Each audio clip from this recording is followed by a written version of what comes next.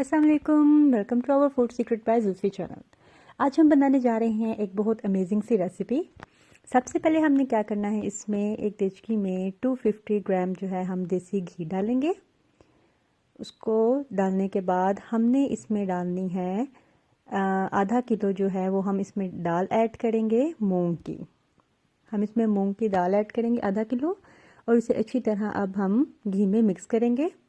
हम तब तक इसे हल्की आंच में पकाएंगे जब तक ये हल्की सी ब्राउन ना हो जाए, और साथ साथ हम मिक्स करेंगे। साथ ही हमने एक और देचकी रखी और इसमें हमने 250 ग्राम देसी घी डाला और इसमें अब हम डालेंगे सूजी। सूजी भी हम जो है वो आधा किलो ही लेंगे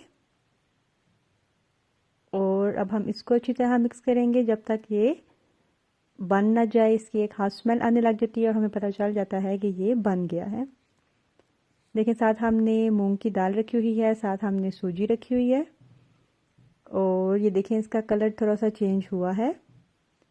अब हमने एक और देचकी ली और उसमें अब हमने 250 ग्राम ही देसी घी ऐड किया और इसमें अब हम 1 किलो चने की दाल जो है वो ऐड करेंगे।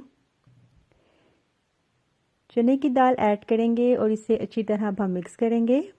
साथ ही हमने एक और देचकी ली है और इसमें 250 ग्राम जो है वो देसी घी डालने के बाद हमने माश की दाल ली और ये देखिए माश की दाल, चने की दाल, ये दोनों हमारी हल्की आंच में हमने बनाई है। साथ हमने ये मूंग की दाल भी रखी।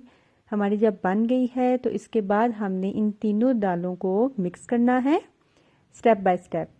चने की दाल में पहले हमने डाली माश की और फिर अब हम मूंग की दाल ऐड की है इसमें। अब हमने जो उसमें सूजी भुनी थी, अब हम वो सूजी ऐड कर रहे हैं। आपने इसमें फिर 1 किलो चीनी ऐड करनी है।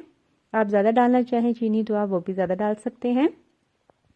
चीनी ऐड करने के बाद हमने नारियल, पिस्ता, बादाम जो है वो इसमें ऐड किया।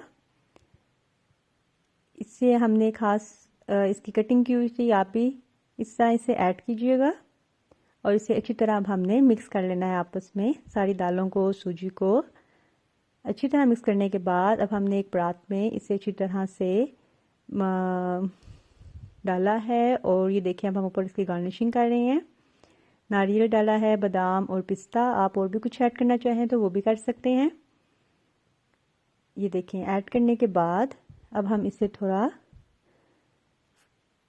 कर रहे हैं, पुश कर रहे हैं ताकि ये जज्ब हो जाए इसमें। अब हम इसको टुकड़ियाँ बनाएंगे और इस तरह अब हम इसकी लाइंस ड्रॉ करेंगे और बड़ी मज़े की ये इस शेप में हम इसकी टुकड़ियाँ बनाएंगे। थोड़ी देर रखने के बाद तकरीबन हाफ एन आवर ये देखिए हमने निकाली है और बहुत मज़े की हमारी दाल की टुकड़ी तैयार हो चुकी है। उम्मीद है आप ट्राई करेंगे, आपको पसंद आई होगी। Thank you.